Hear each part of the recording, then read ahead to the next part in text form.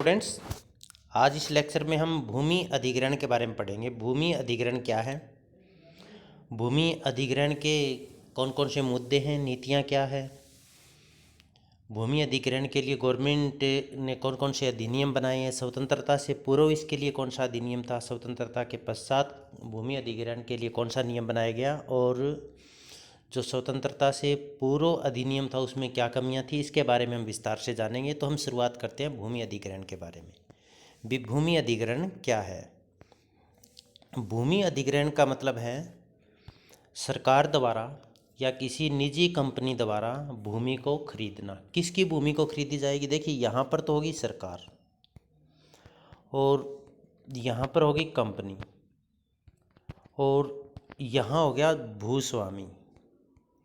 अब कंपनी है, इनको कोई कार्य करना है तो इनको ज़मीन चाहिए और ज़मीन भूस्वामी के पास है, तो इस कंपनी को, भूस्वामी कंपनी को ज़मीन नहीं देगा, तो सरकार है वो एक कड़ी का काम करती है। भूमि अधिग्रहण के बीच में कंपनी और भूस्वामी के बीच में जो खरीदारी होती है उसमें सरकार है वो एक कड़ी का काम करती है, एक चेन का काम करती है। और सरकार एक नियम बनाकर, नियमानुसार एक प्रक्रिया के तहत कंपनी को भूस्वामी से ज़मीन उपलब्ध करवाती है और बदले में भूस्वामी को कंपनी से उचित मुआवजा दिलाया जाता है। इसके साथ साथ जो भूस्वामी उसके पुनर्वास की व्यवस्था भी करवाई जाती है।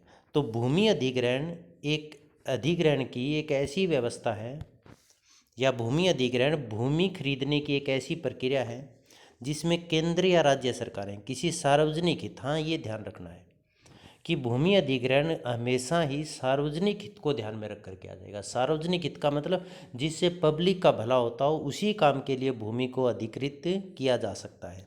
जैसे कोई बांध बनाया जाता है, या फिर कोई उद्योग की स्थापना की जाती है, या फिर हाईवे सड़क का निर्माण किया जाता है, या फिर हवाई अड्डे का निर्माण किया जाता है।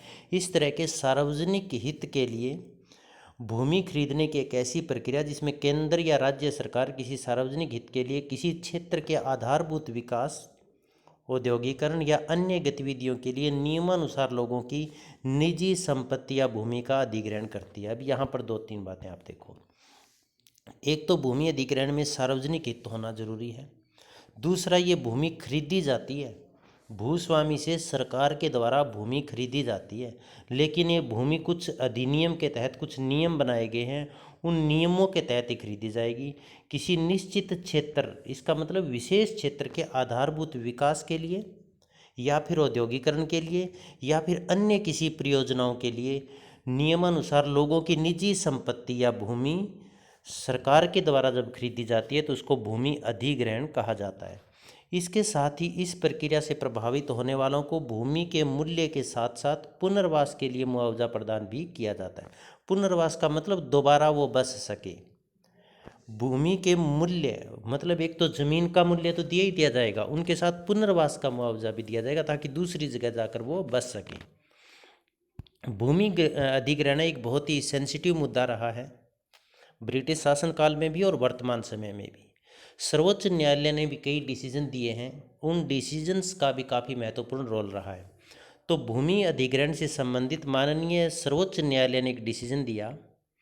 क्या कहा गया कि राज्य द्वारा उचित न्यायिक प्रक्रिया का पालन किए बिना नागरिकों को उनकी निजी संपत्ति से जबरन वंचित करना मानवाधिकार और संविधान के अनुच्छेद 301 के तहत प्राप्त संवैधानिक अधिकार का उल्लंघन माना जाएगा। इसका मतलब राज्य सरकारों को एक सख्त निर्देश दिया गया कि बिना न्यायिक प्रक्रिया का पालन किए आप भूमि का अधिग्रहण नहीं कर सकते। यदि ऐसा किया जाता है तो ये दो चीज़ों का उल्लंघन इसमें सुप्रीम कोर्ट ने बताया कि एक तो मानवाधिकारों का उल्लंघन होगा और दूसरा अनुच्छेद 300A के तहत मौलिक अधिकारों का या संवैधानिक अधिकारों का यहाँ पर उल्लंघन माना जाएगा। एक और डिसीजन सुप्रीम कोर्ट का आया 1977 और 67 और 68 में। हिमाचल प्रदेश सरकार ने क्या किया था, एक अनपढ़ महिला थी, उसकी ज़मीन को ज़बरदस्ती अधिग्रहण कर लिया था। किस काम के लिए? कि वहाँ पर एक सड़क का निर्माण करना था, और उस महिला का नाम था विद्या देवी। तो विद्या देवी ने एक याचिका दायर की और उस याचिका को फिर विद्या देवी बनाम हिमाचल प्रदेश सरकार व अन्य के नाम से जाना गया। इसमें सुप्रीम कोर्ट ने सुनवाई करते हुए हिमाचल प्रदेश सरकार को कड़ी लताड़ भी लगाई थी, कड़ी फटकार भी लगाई थी और हिमाचल सरकार को आदेश दिया था कि 8 सप्ताह के अंदर अंदर उक्त महिला को उचित मुआवजा और साथ में अन्य कानूनी लाभ जो भी बनते हैं वो लाभ इनको उपलब्ध करवाए जाएं। इसका मतलब क्या हुआ, भूमि अधिग्रहण है ये एक बहुत ही भावनात्मक पहलू है, तो इसमें सरकारें, न्यायालय के द्वारा काफ़ी सतर्कता बरती जाती है। अब बात करते हैं भूमि ग्रहण अधिग्रहण कानून की आवश्यकता क्यों पड़ी। ये जो भूमि अधिग्रहण कानून है इसकी आवश्यकता क्यों पड़ी या क्या महत्व है। अब मान लीजिए भूमि अधिग्रहण कानून नहीं होगा तो क्या होगा, विकास के लिए ज़मीन तो चाहिए, विभिन्न परियोजनाओं के लिए ज़मीन चाहिए, सड़क रोड बनाने के लिए ज़मीन चाहिए, वो ज़मीन मिलेगी कहाँ। कुछ लोग तो मान लीजिए तैयार हो जाएंगे भी हम सरकार जो रेट दे रही है उस पर बेच देंगे, कुछ एक अधिक मांग करेंगे और कुछ एक कहेंगे भी हम तो बेचेंगे नहीं। तो इसका मतलब क्या होगा, वो विकास कार्य नहीं हो पाएगा। तो उस आर्थिक विकास को संभव बनाने के लिए भूमि अधिग्रहण कानून की हमें आवश्यकता पड़ी, क्योंकि जिस जमीन की हमें ज़रूरत है आर्थिक विकास के लिए वो ज़मीन भूमि अधिग्रहण कानून के तहत फिर उपलब्ध करवाई जा सके। परियोजनाओं हेतु भूमि की उपलब्धता, अब बहुत सारी परियोजनाएं चलाई जाती है, जैसे बहुउद्देशीय परियोजनाएं हैं, बांध बनाकर परियोजनाएं चलाई जाती है, रोड का निर्माण किया जाता है, उद्योगों की स्थापना की जाती है, इन सब के लिए ज़मीन की आवश्यकता होती है। और ये ज़मीन लोग, जैसे हमने अभी जिक्र किया था, हो सकता है भूस्वामी बेचे ही ना, हो सकता है कुछ एक बहुत ऊंची कीमत मांग ले, तो इसका मतलब क्या होगा, वो फिर कार्य सिरे नहीं चढ़ पाएगा। तो यदि भूमि अधिग्रहण कानून है तो वो परियोजनाओं के लिए उचित भूमि उपलब्ध करा देता है। एक क्या था, दूसरा पक्ष, एक तो ये हो गया भी भूस्वामी है वो अधिक कीमत मांग लें या फिर बेचने से मना कर दें। दूसरा पक्ष ये भी हो सकता है कि सरकार या कंपनी या किसी अन्य एजेंसी के द्वारा भूमालिक का उनको उचित मुआवजा नहीं दिया जाए, उनको बहुत कम कीमत दी जाए तो उनका शोषण होगा। तो भूस्वामी या भूमि के जो मालिक हैं उनके शोषण को रोकने के लिए भी भूमि अधिग्रहण कानून की आवश्यकता पड़ी, ताकि उन्हें उचित मुआवजा मिल सके, जिससे उनके जीवन के अंदर किसी तरह की कोई कठिनाइयाँ ना आए। इसके साथ साथ पुनर्वास की व्यवस्था भी, भूमि अधिग्रहण कानून की आवश्यकता इसलिए भी पड़ी कि इसमें जिन लोगों से भूमि एक्वायर की गई उनके पुनर्वास की व्यवस्था भी यह अधिनियम करता है, ताकि वो दोबारा से अपना जीवन चला सके, कहीं अपना बसेरा है वो कर सके। भूमि अधिग्रहण कानून के कानूनी प्रावधान क्या थे उनके बारे में हम जानेंगे। तो भूमि अधिग्रहण से इस कानूनी प्रावधान के बारे में 2 अधिनियम पारित किए गए। एक भूमि अधिग्रहण अधिनियम 1894 था, ब्रिटिश शासन के दौरान लागू किया गया था। तो इस हिसाब से भारत और पाकिस्तान दोनों के लिए समरूप लागू हुआ। और भूमि अधिग्रहण एक 2013 था, भूमि अधिग्रहण 2000 अधिनियम 2013। ये 2013 जो अधिनियम था, ये भूमि अधिग्रहण अधिनियम 1894 की कमियां थी, जो दोष थे इसमें, जो खामियां थी, उनको दूर करने के लिए भूमि अधिग्रहण अधिनियम 2013 लागू किया गया। इसके बारे में अपन जान लेते हैं। पहले भूमि अधिग्रहण अधिनियम 1894 की क्या क्या मान्यताएं थी। अब क्या था, भूमि अधिग्रहण अधिनियम 1894 था, उसमें बहुत भूमि को अधिग्रहण करना बहुत आसान था, क्योंकि ब्रिटिश गवर्नमेंट चाहती थी कि जो कंपनी है या फिर जो विभिन्न संस्थाएं हैं जो विकास के कार्य करना चाहते हैं उनको आसानी से भूमि उपलब्ध हो सके। तो इसके लिए इन्होंने भूमि अधिग्रहण अधिनियम 1894 में पारित किया था। इसके मान्यताएं क्या थी, पहले था कब भूमि एक्वायर की जा सकती है, उनकी मान्यताएं या शर्तें। भूमि अधिग्रहण सार्वजनिक उद्देश्य के लिए ही किया गया हो। भूमि अधिग्रहण कब किया जाएगा, केवल सार्वजनिक उद्देश्य के लिए। इसका मतलब कोई व्यक्ति अपने निजी लाभ के लिए, अपने निजी उद्योग की स्थापना के लिए इनका अधिग्रहण नहीं कर सकता। भूमि अधिग्रहण अधिनियम की निर्धारित प्रक्रिया का पालन। अब इस अधिनियम में जिस प्रक्रिया को लागू किया गया था, भी ये प्रक्रिया रहेगी, आगे हम पढ़ेंगे भी अधिनियम 2013 की प्रक्रिया। तो वो जो ये अधिनियम, इसकी प्रक्रिया भी आप साथ साथ में पढ़ेंगे यहाँ पर। तो ये इसी प्रक्रिया के तहत ही केवल भूमि का अधिग्रहण किया गया हो, जो अधिनियम में वर्णित प्रक्रिया। इसका मतलब एक अधिकारी होगा, गजट नोटिफिकेशन किया जाएगा, लोगों को सूचनाएं दी जाएगी, लोगों के मुद्दों को सुलझाया जाएगा, उसके पश्चात ही भूमि का अधिग्रहण किया जा सकता है। तो उस पूरी प्रक्रिया के तहत भूमि का अधिग्रहण किया गया होना चाहिए। भूमि अधिग्रहण के बदले में भू मालिक को उचित मुआवजा दिया गया हो। इसका मतलब क्या हो गया, जो भूमि मालिक है उनको उसके बदले में उचित मुआवजा भी मिलना चाहिए। उचित मुआवजे का मतलब क्या हुआ कि जो वो, ताकि वो आगे अन्य जगह पर ज़मीन खरीद सके, अपना गुजारा चला सके। एक इस भूमि अधिग्रहण अधिनियम 1894 जो था, इसमें एक इमरजेंसी क्लोज की व्यवस्था की गई थी। एमरजेंसी क्लोज क्या था, ये सुनिए। एमरजेंसी क्लोज का मतलब ये था कि सरकार एमरजेंसी क्लोज लगाकर बिना किसी प्रक्रिया का पालन किए भी भूमि का अधिग्रहण कर सकती थी। इसका मतलब लोगों की ज़मीन है वो एमरजेंसी क्लोज के नाम पर सीधी भी हड़प सकती थी। आगे हम पढ़ते हैं इसमें भूमि अधिग्रहण की प्रक्रिया क्या रही। भूमि अधिग्रहण की प्रक्रिया क्या होती है भी, केंद्र या राज्य सरकार के निर्देशानुसार एक भूमि अधिग्रहण अधिकारी की नियुक्ति की जाती है। सबसे पहली प्रक्रिया होगी उसमें डीसी मतलब जिला कलेक्टर या जिलाधीश की नियुक्ति यहाँ पर की जाती है। वो भूमि ग्रहण अधिकारी कहलाएगा, उसी की देखरेख में सारा काम होगा। फिर क्या होगा, भूमि ग्रहण अधिकारी उस जिस जगह का भूमि ग्रहण अधिग्रहण करना है उस क्षेत्र का वो जिला अधिकारी जो नियुक्त किया गया है, भूमि ग्रहण अधिकारी नियुक्त किया गया है, वो उस क्षेत्र का निरीक्षण करेगा और इस अधिनियम के अनुच्छेद 4 के तहत अधिसूचना जारी करेगा, एक गजट नोटिफिकेशन जारी करेगा। स्थानीय और जो समाचार पत्र है उन समाचार पत्रों में इसकी अधिसूचना देगा।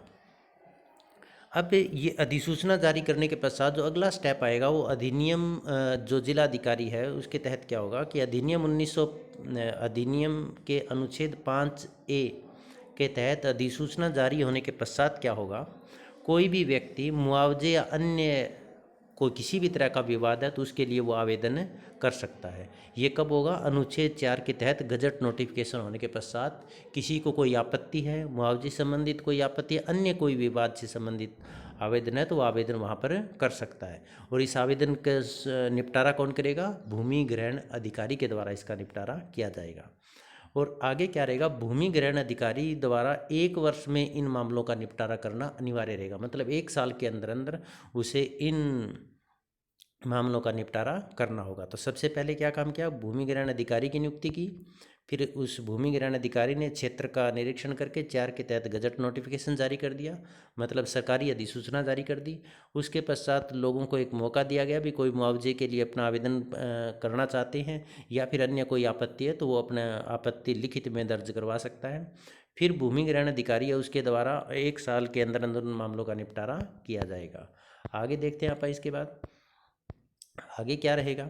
सरकार की अनुमति से कंपनी या अधिकारियों द्वारा जब विवादों का निपटारा कर दिया जाएगा तो सरकार की अनुमति से कंपनी या अधिकारियों के द्वारा जो एरिया एक्वायर किया गया है उसके में उस एरिया के अंदर बाड़ लगाई जा सकती है, फेंस लगाई जा सकती है, मतलब तारबंदी उसकी की जा सकती है। उस ये प्रक्रिया पूरी होने के पश्चात जो अंतिम चरण रहता है भूमि अधिग्रहण का, उसमें सारे विवादों को एक बार फिर चेक किया जाता है और जो भी विवाद है उनका निपटारा कर दिया जाता है। और फिर उस अधिग्रहित भूमि को जो जिस भी परियोजना के लिए उस भूमि का अधिग्रहण किया गया उस परियोजना को सौंप दिया जाता है। तो ये पूरी प्रक्रिया रहेगी। तो ये प्रक्रिया जब हम भूमि अधिग्रहण करते हैं तो ये सारी प्रक्रिया का, इस तरह की पूरी प्रक्रिया का पालन किया जाता है। अब अब आप चलते हैं भूमि अधिग्रहण अधिनियम 1894 की कमियां क्या क्या थी। इस अधिनियम में क्या क्या कमियां थी। एक तो भूमि पर निर्भर लोगों को भारी नुकसान, यहाँ पर ही आप देखिएगा, अच्छे तरीके से समझ लीजिएगा। भूस्वामी है, अब भूस्वामी जमीन पर खुद कार्य तो करते नहीं है, जरूरी नहीं है कि भूस्वामी खुद कार्य करेंगे, वो जमींदार भी हो सकते हैं जो दूसरों से जमीन पर कार्य करवाते हो। तो भूमि का मुआवजा और पुनर्वास की व्यवस्था भूस्वामी को तो मिल गई थी इस अधिनियम के तहत, लेकिन भूमि पर दूसरे लोग भी संबंधित थे, जैसे भूमिहीन श्रमिक हो गए, इसके अलावा कारीगर हो गए, मजदूर हो गए, या अन्य जो छोटे व्यापारी थे जो भूमि पर निर्भर थे, उन लोगों को भारी नुकसान हुआ। इस अधिनियम में उन लोगों की तरफ कोई ध्यान नहीं दिया गया था। जैसे मान लीजिए एक व्यक्ति की जो कोई बांध परियोजना बनाई जा रही है, उसमें 5 एकड़ ज़मीन है और वो 5 एकड़ सरकार ने अधिकृत कर ली, तो भूस्वामी को तो इसका मुआवजा मिल गया, लेकिन इस 5 एकड़ ज़मीन के ऊपर जो श्रमिक काम कर रहे थे, मजदूर काम कर रहे थे, उनको इस चीज़ का भारी नुकसान हुआ, क्योंकि उनको तो वहाँ पर काम मिला ही नहीं, न उनके लिए किसी तरह की व्यवस्था की गई थी। एक ये था कि सार्वजनिक उद्देश्य के नाम पर अधिनियम 1894 में सरकार है वो सार्वजनिक उद्देश्य का नाम देकर किसी की भी ज़मीन हड़प लेती थी या अधिकृत कर लेती थी। तो इसमें सार्वजनिक उद्देश्य थी उसकी स्पष्ट नहीं किया गया था भी सार्वजनिक उद्देश्य का तात्पर्य यहाँ पर क्या है। तो इसी अस्पष्टता का लाभ गवर्नमेंट ने उठाकर जहाँ पर ज़रूरत नहीं थी वहाँ पर लोगों की ज़मीनें अधिकृत की गई, क्योंकि बहुत कम मूल्य पर, बाजार मूल्य से भी कम मुआवजा।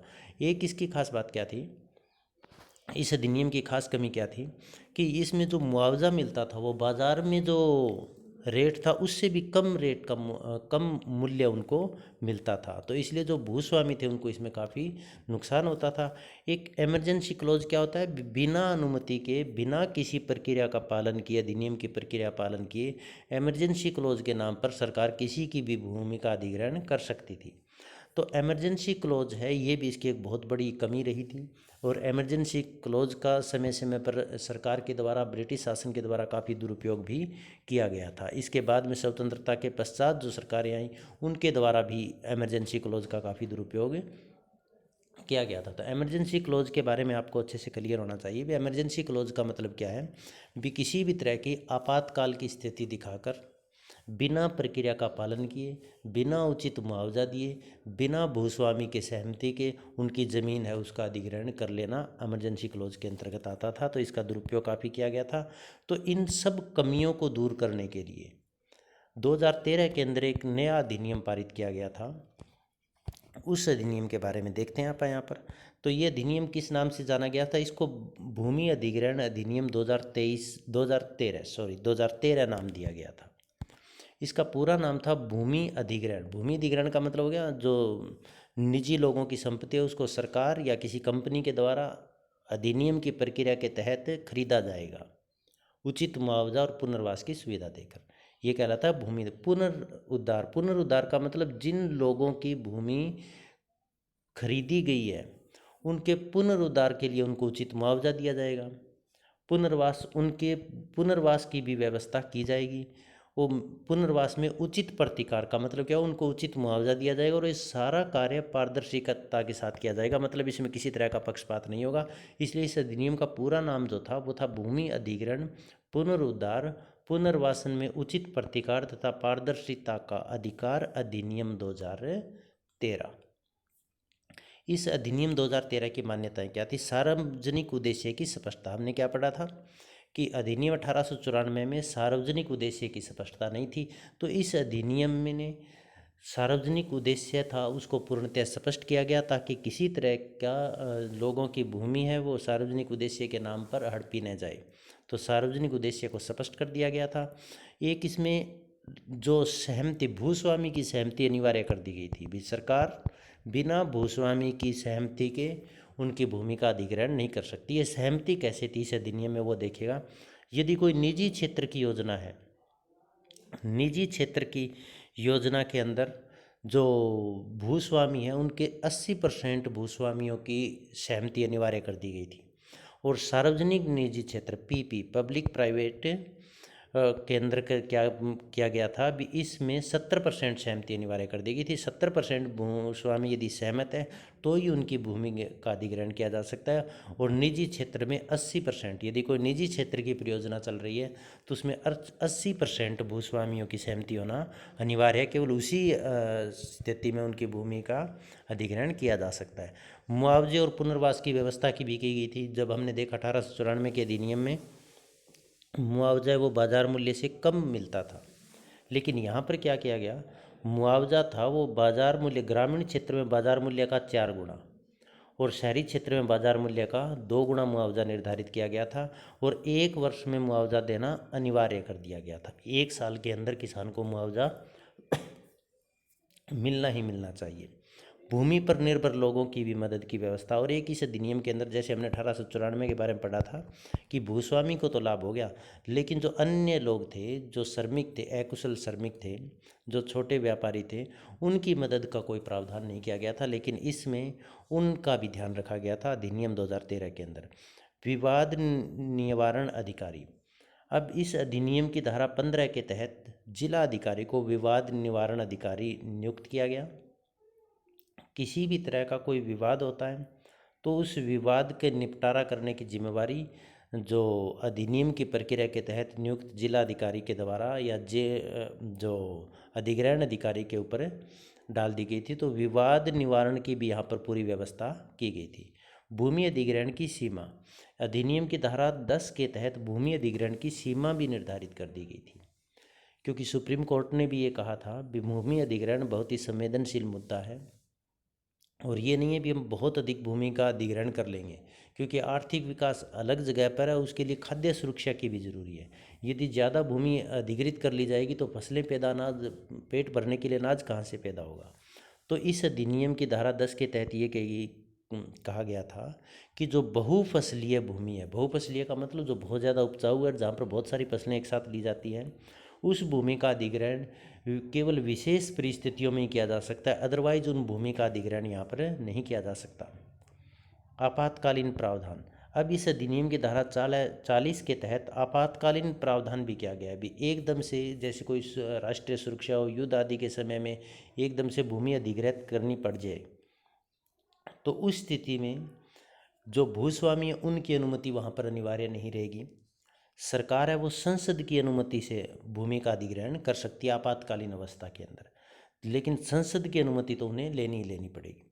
भूमि उपयोग की समय सीमा, अब अधिनियम की धारा 24 के तहत क्या किया गया कि भूमि उपयोग की समय सीमा का निर्धारण भी कर दिया गया। समय सीमा का मतलब क्या हो गया, भी किसी कंपनी या सरकार ने भूमि तो अधिग्रहित कर ली, लेकिन 5 वर्ष तक उस भूमि का कोई उपयोग नहीं किया तो वो भूमि वापस उसी भूस्वामी के पास चली जाएगी।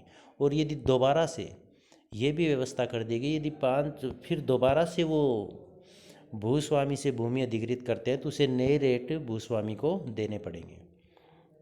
अब भूमि अधिग्रहण की चुनौतियां क्या क्या है वो देख लेते हैं।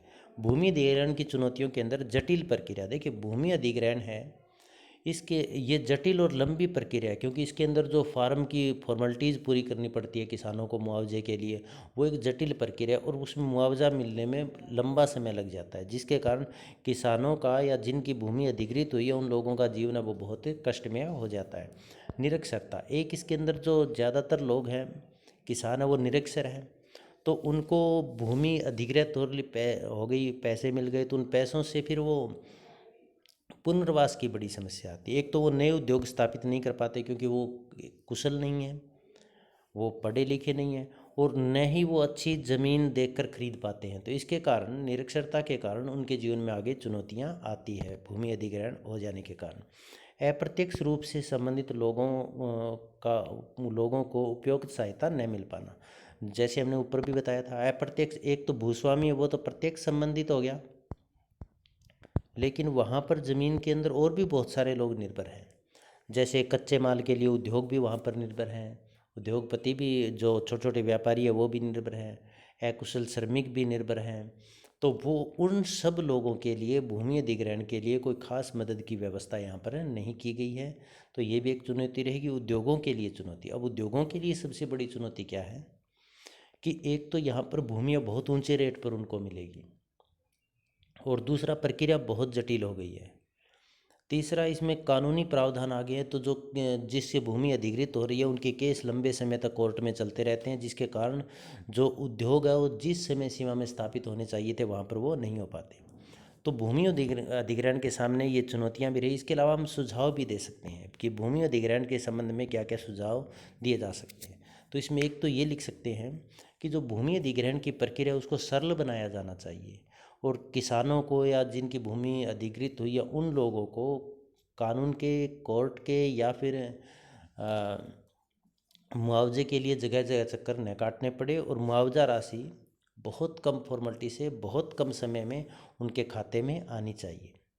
दूसरा, हम इसके अंदर ये लिख सकते हैं जो भूमि से अप्रत्यक्ष रूप से संबंधित लोग हैं उन लोगों के लिए भी भूमि अधिग्रहण के दौरान उनका पूरा ध्यान वहाँ पर रखा जाना चाहिए। तो ये भूमि अधिग्रहण का लेसन था। इसमें यदि आपको किसी तरह का कोई डाउट है तो आप कमेंट बॉक्स में लिख सकते हैं। आप सबका बहुत बहुत धन्यवाद।